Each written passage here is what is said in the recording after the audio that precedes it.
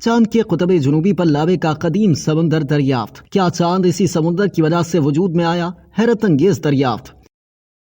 चांद के कुतुब जुनूबी पर साइंसदानों ने लावे का एक कदीम समंदर दरियाफ्त किया है। बीबीसी की रिपोर्ट के मुताबिक गुज़िश्ता साल अगस्त में चांद के कुतुब जुनूबी पर जाने वाले भारतीय मिशन चंद्रयान 3 के जरिए जमा करदा इदाद शुमार का तजिया करते हुए साइंसदानों को इस बात के शवाहिद मिले हैं कि चांद का कुतुब जुनूबी एक जमाने में पिघली हुई चट्टान के एक वसी समुद्र से ढका हुआ था।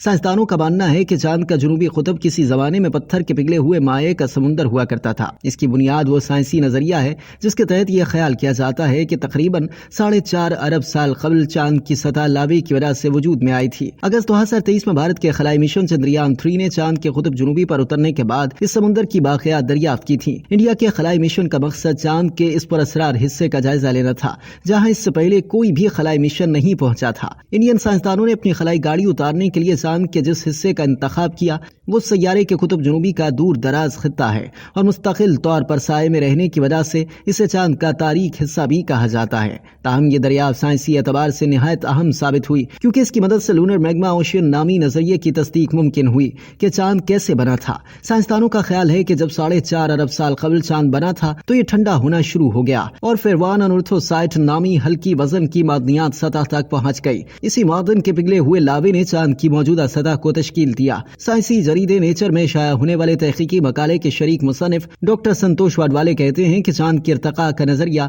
हमारी तहकीक की रोशनी में ज्यादा पुख्ता हो जाता है। याद रहे कि पहली बार अपोलो मिशन के जरिए चांद के दरमियानी अर्ज बल्द वाले हिस्सों से जमा करदा इदाद शुमार में साइंसदानों को इस बात की शवाहिद मिले थे कि चांद की सतह पिघली हुई चट्टान से बनी है।